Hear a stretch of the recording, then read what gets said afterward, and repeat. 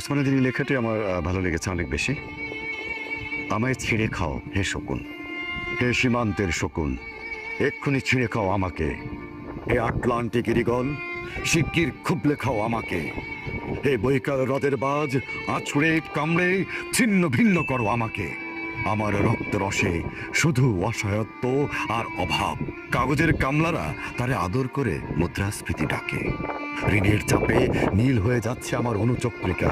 সংসার চালাতে অন্তরে হয় ইন্টারনাল ব্লিডিং। কি আশ্চর্য, তবু আমি মরছি না। ওদিকে দোজখের ভয়ে আত্মহত্যা করবারও সাহস পাই না আমি। খোদাকে বললাম আমি মরতে চাই। তিনি বললেন বেঁচে আছো কে বলল? সহস্রাব্দ উন্নয়নের সাক্ষী হিসেবে রাজা তোমাকে মমি করে রেখেছেন। বাজারে দীর্ঘশ্বাস ফেললে নাকি রাজ্যের ভীষণ বদনাম